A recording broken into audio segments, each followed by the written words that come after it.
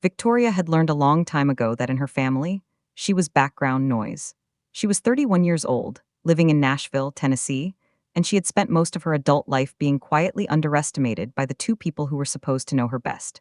Her parents threw the kind of parties that required venues, the kind of family events that had catering and name cards and a guest hierarchy that everyone understood without it being stated out loud. And Victoria understood her place in that hierarchy. Not at the main table, not in the family photos unless someone remembered to include her.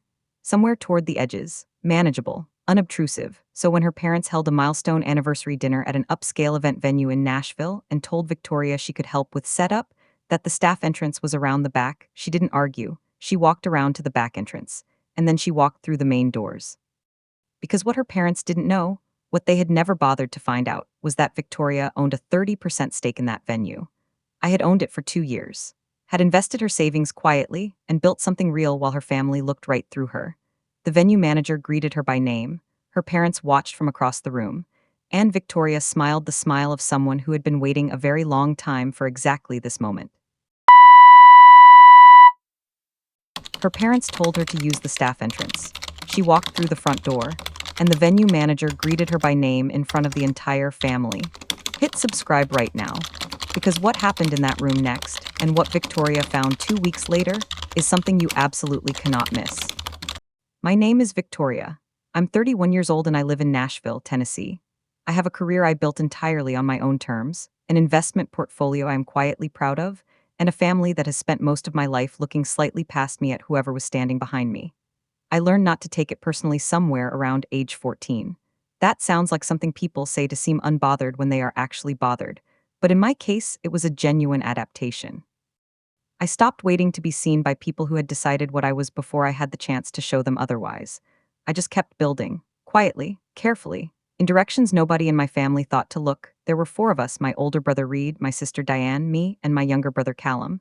Reed was the achiever. Diane was the social one. Callum was the youngest and therefore perpetually fascinating, and I was somewhere in the middle in every sense. Not the oldest, not the youngest, not the loudest, not the most dramatic. I was the one who got good grades without anyone making a particular fuss about it. The one who handled things without being asked and didn't receive much acknowledgement for doing so.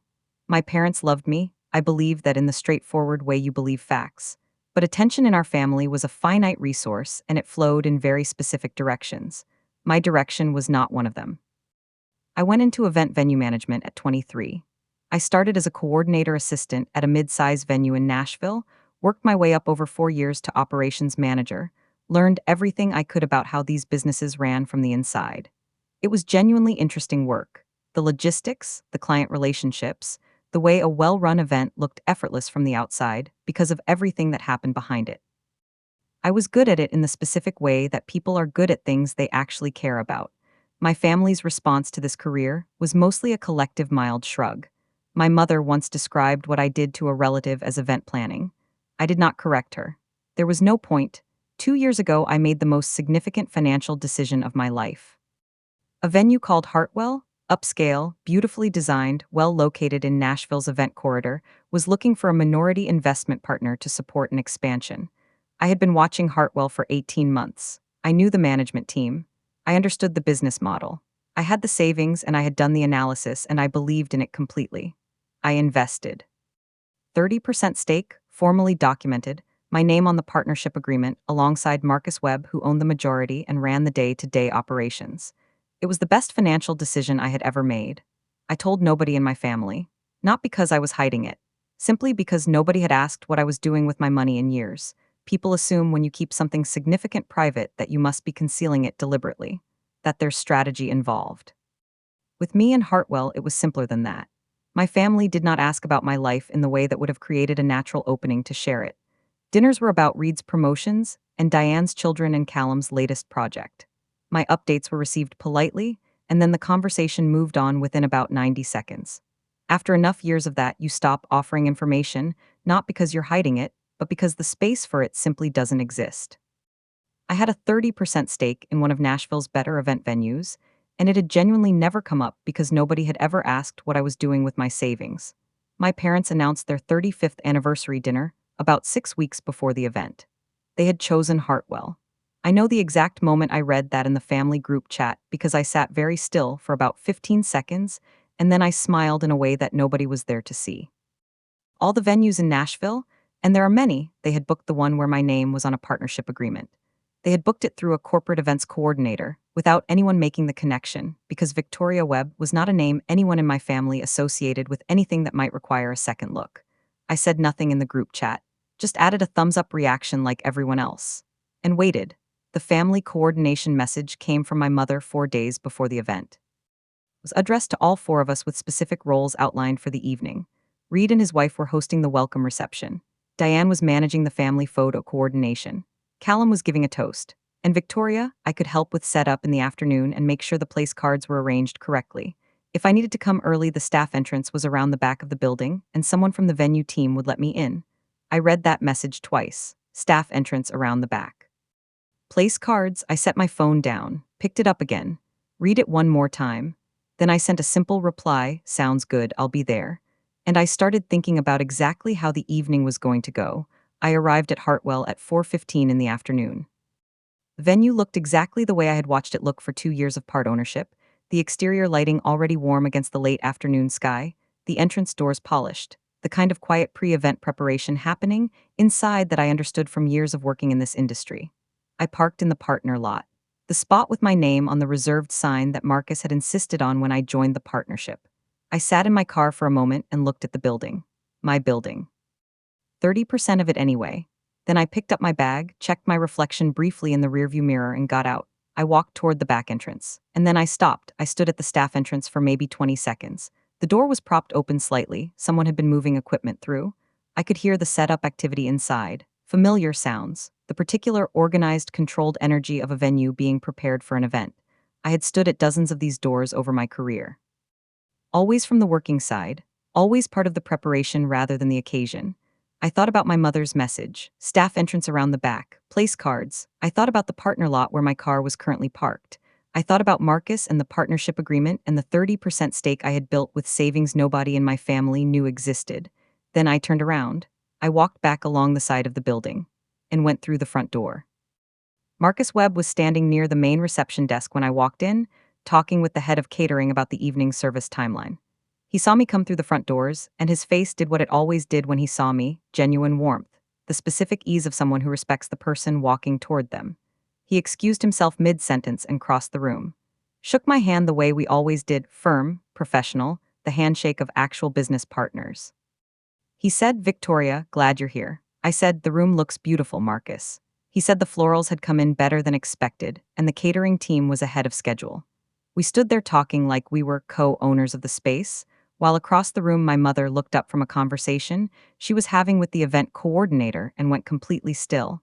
I didn't look directly at my parents immediately. I was aware of them in my peripheral vision, the way you are aware of something you know, is there, without needing to confirm it. My mother had gone still in the particular way of someone trying to process information that doesn't fit the framework they arrived with. My father was standing slightly behind her. I could see him lean toward her and say something quietly. I kept my conversation with Marcus natural and unhurried. We talked about the room setup, the expected guest flow for the evening, a small adjustment to the lighting in the east corridor that Marcus had made based on feedback from the last large event. We spoke the language of people who ran this space together. Behind me, I could feel the weight of my parents watching every word. Marcus shifted naturally into the introduction without any signal from me. It was simply what he did when a key member of his team or partnership was present for an event. He turned toward the head of catering, a meticulous woman named Joanna who had worked at Hartwell for 3 years, and said, "Joanna, you've met Victoria before, but just to formally connect you, Victoria is one of Hartwell's ownership partners. She handles our investment and expansion strategy." Joanna nodded warmly and said, "Of course, lovely to see you, Ms. Victoria." They exchanged a few words about the evening. It was completely ordinary, professional. The kind of brief introduction that happens in well-run businesses all the time, except that my aunt was standing 4 feet away, and my cousin was right behind her. And neither of them had any idea. She materialized at my elbow within about 90 seconds of the introduction. Marcus had excused himself to check on the bar setup, and I was standing reviewing the room flow when I felt her presence beside me. I turned. She was wearing her event expression, composed, social, the careful face she put on for occasions. But underneath it something else was working. She said my name in a tone that contained an entire paragraph of unasked questions compressed into 2 syllables. I said, "Hi, Mom, the venue looks beautiful, doesn't it?" She said quietly, "What is going on?" I said, "What do you mean?" She said, "That man introduced you as an owner." I said, "Yes." She waited for more. I let her wait for a moment. Then I said, "I own 30% of Hartwell. Have for 2 years." My mother turned and found my father with her eyes across the room in that way long married people locate each other without appearing to look. He came over. She said something to him quietly that I didn't catch. He looked at me with an expression I had genuinely never seen on his face before, not quite any one thing. Not anger, not pride, something more complicated than either. A recalibration happening in real time. He said, "You invested in this venue." I said, "Yes." He said, "When?" I said, "2 years ago." He looked around the room slowly at the polished surfaces, the carefully arranged florals, the staff moving with quiet purpose through a space that was partly his daughter's. He said, "And you never mentioned it." I said, "Nobody ever asked, Dad." The three of us stood there in the middle of Hartwell and let that land. The anniversary dinner proceeded exactly as planned. The catering was excellent. I knew it would be. I had been part of the vendor selection process 18 months earlier. The florals were beautiful. The room held beautifully. From a venue perspective, the evening was exactly what a well-run Hartwell event looked like. But the dynamic inside that room had shifted in a way that good catering and beautiful florals couldn't smooth over. People who had overheard the exchange near the entrance, and several had, were recalibrating quietly. I could see it in the way conversations paused when I walked past. On the way, my aunt held my arm slightly longer than usual when she greeted me.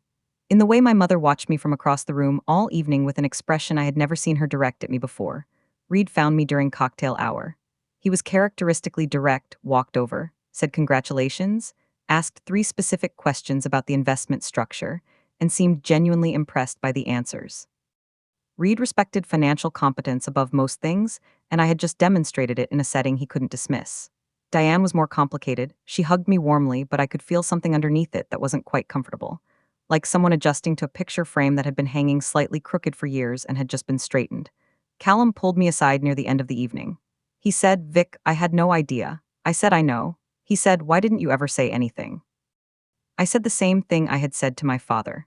Nobody ever asked Callum. He looked at me for a long moment. Then he nodded slowly like something had just made sense. By the time dinner was served, the extended family had quietly reorganized itself around a new piece of information. Aunts who had always treated me with the polite warmth reserved for the unremarkable middle child were suddenly curious. My uncle pulled me into a conversation about commercial real estate investment that lasted 20 minutes and was genuinely engaging. 2 cousins asked about event venue economics with real interest. A family friend who had known my parents for decades found me near the dessert table and said, "Your parents must be so proud." I smiled and said thank you. I didn't add anything to that. I just let the statement exist in the room exactly as she had meant it and let everyone within earshot decide what to do with it. My mother made her move about halfway through the dinner. She stood during a natural pause in the program and redirected attention toward the anniversary itself, the 35 years, the family they had built, the journey they had shared. It was well delivered. She was good at rooms, always had been, but something wasn't landing the way it usually did. The attention kept drifting. People who were nodding at her words were also glancing toward me in a way that hadn't happened at any family event in my memory.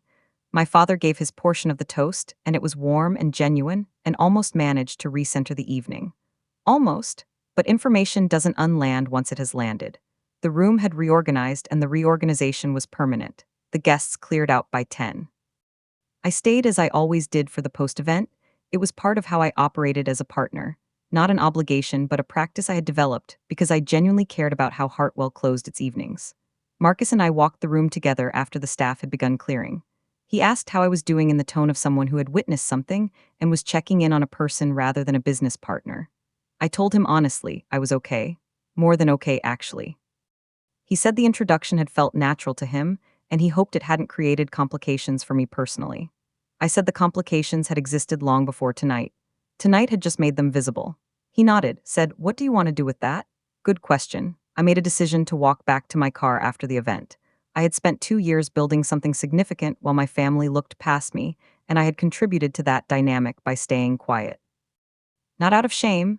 I had never been ashamed of what I was building, but out of the old habit of not taking up space in rooms where the space had always been allocated to other people before I arrived.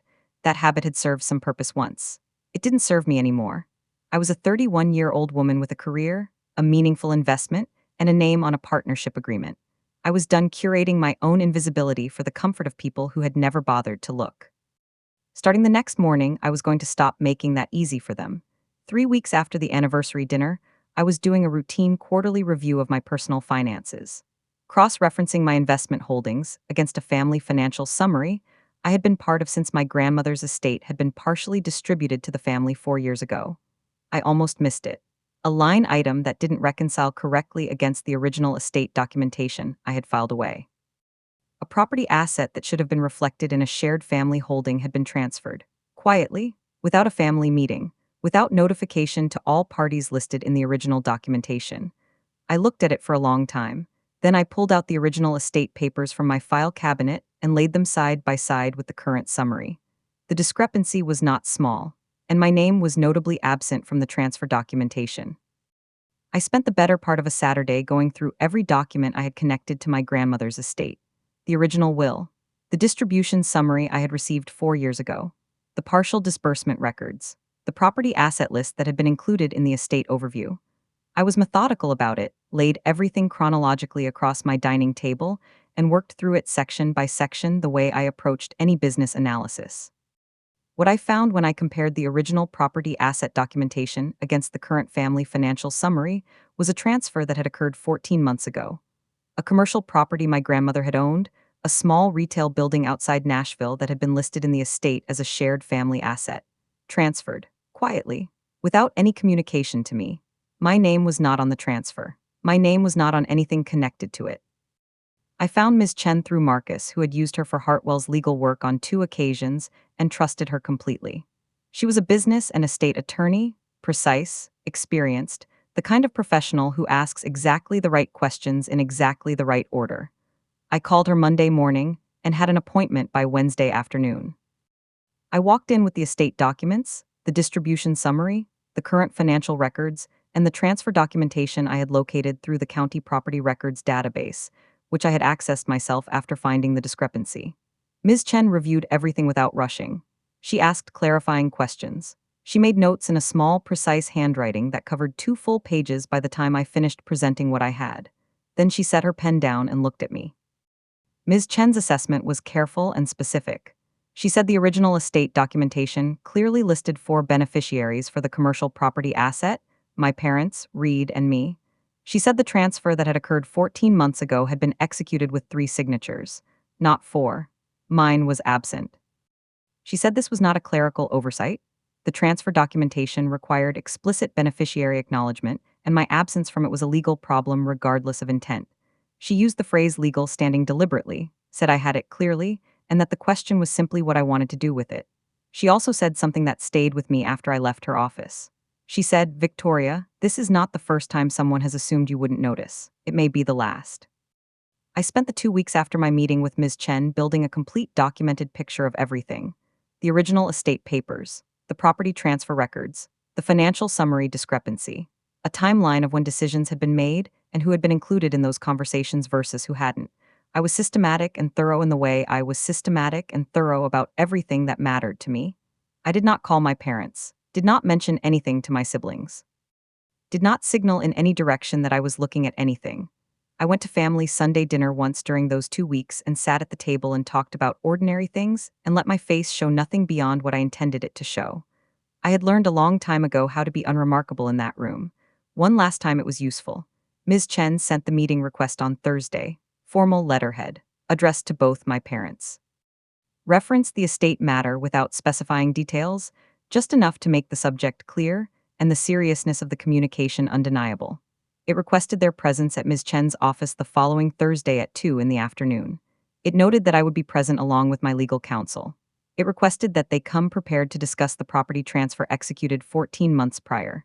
It was 4 paragraphs long, professional and completely unambiguous. Ms. Chen told me she would know a great deal about where things stood based on how quickly they responded and what they said when they did.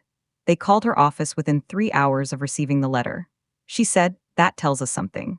Ms. Chen relayed the substance of the call from my parents' side without editorializing. They had questions about the nature of the meeting. They wanted to understand what was being alleged before agreeing to attend. They mentioned that family matters were best handled within the family. Ms. Chen had responded professionally to each point. This was an estate matter with legal dimensions. The meeting was informational and constructive in intent, and she looked forward to seeing them Thursday. My mother called my cell phone that evening. I let it go to voicemail. She left a message that was measured and careful, clearly crafted, not spontaneous.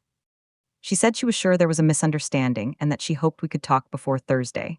I listened to it once, forwarded it to Ms. Chen, and went to bed. Thursday arrived the way important days arrive, ordinary in its mechanics, significant in everything underneath. I wore something simple and professional. Met Ms. Chen in the lobby of her building at 1:45. We reviewed the key points briefly while we waited. At 2 o'clock exactly, we walked into the conference room. My parents were already seated, my father in the chair nearest the door, my mother beside him, a posture of careful composure that I recognized as the public version of themselves they deployed when stakes were high. There was no other attorney present on their side. They had come alone, which Ms. Chen had noted as significant. I sat down across from them. Ms. Chen sat beside me. The room was quiet, and for the first time in my life, I was the one at that table who held everything. Ms. Chen opened the meeting the way she did everything, precisely and without unnecessary preamble. She thanked my parents for coming, outlined the purpose of the meeting in 3 clear sentences. Then she placed the original estate documentation in the center of the table, the version that listed 4 beneficiaries, including me, alongside the transfer records from 14 months ago that carried 3 signatures. She placed them side by side without comment and let my parents look at them for a moment. My father leaned forward slightly. My mother's hands were very still in her lap. Ms. Chen said, "I'd like to give you both the opportunity to walk us through how this transfer was executed before we discuss next steps." She folded her hands on the table and waited. My father spoke first. He said the transfer had been handled during a period when things were moving quickly with the estate administration and that certain communications may not have reached everyone they should have. My mother added that the intention had never been to exclude anyone, that it had been a timing issue. Ms. Chen asked specific questions after each point. What was the timeline of the decision? Who had been consulted? What efforts had been made to contact me specifically? Has anyone attempted to reach me by phone, email, or written notice? For each question, my parents gave an answer that created another question. The timeline didn't hold. The consultation process had gaps that widened under direct examination. What had walked into that room as a family matter was being examined as a legal one. The difference was significant. Callum had asked to attend as a family member, not on any side, just present. Ms. Chen had agreed, and I had agreed. He sat in a chair slightly apart from the main table. About 40 minutes into the meeting, I watched Callum's posture change. He had come in with the careful neutrality of someone trying to hold space for everyone. But as the questions continued, and the timeline continued not holding, and the explanations continued generating more questions than they answered, something shifted in him visibly. He leaned forward at one point and asked my father directly, "Was Victoria notified before the transfer was executed?" My father said it had been complicated. Callum said that wasn't what he asked. I had never heard Callum use that tone with my father before. The room felt different after that. Ms. Chen moved the meeting toward resolution in the final 30 minutes. She outlined what my legal entitlement represented based on the property's assessed value at the time of transfer and its current market value, given appreciation over 14 months. She presented a settlement figure that reflected my legitimate share plus the appreciation I had been excluded from. She was clear that this was the constructive path, that the alternative involved formal legal proceedings that would extend the matter significantly and create a documented public record neither side needed. My father looked at the figure for a long time. My mother said nothing. Then my father looked at me, not at Ms. Chen, at me, and said, "Is this what you want?" I said, "It's what I'm entitled to, Dad." He nodded once and picked up the pen. The settlement was cleared within 30 days. Ms. Chen handled every logistical element efficiently and kept me informed at each step. When the final amount arrived, I sat with it for a day before making any decisions, the same practice I had developed with every significant financial moment in my life. Then I called Marcus, told him I was in a position to increase my stake in Hartwell if the opportunity existed. He was quiet for exactly 2 seconds. Then he said, "I was hoping you'd say that." We restructured the partnership over the following 6 weeks. My 30% became 51, majority partner. My name moved to the top of the partnership agreement. Marcus sent me the updated document with a one-line message. It was always going to end up here. My parents reached out 3 weeks after the settlement. My mother called first, her voice carrying the particular careful warmth of someone who has recalibrated and is navigating new terrain. I took the call. I listened. I was not cold and I was not warm in the way I performed. I was simply honest. I told her I was open to a relationship that looked different from the one we'd had. I said I was not interested in returning to the dynamic where I was background noise in my own family. I outlined what I needed to be treated as the adult I had always been, to have my life acknowledged with the same interest directed at my siblings, to not be assigned the staff entrance at events held in venues I partly owned. She laughed softly at that last one. It was the most genuine moment we had shared in years. 6 months after that anniversary dinner, I stood in Hartwell on a quiet Tuesday afternoon. No event scheduled, no family occasion. Just me walking through a space that was now majority mine, the light coming through the tall windows at the angle I had always liked, the room carrying the particular stillness of a place between occasions. Marcus had asked if I wanted my name added to the physical signage near the entrance. I had said yes. It was a small thing and also not a small thing. I stood near that entrance and looked at the room and thought about the staff entrance around the back, about place cards, about being unremarkable in rooms where I had always belonged. I belonged here in the most documented, legally binding, majority stake way possible. I had built that, quietly, carefully, while nobody was watching. And it had turned out to be everything.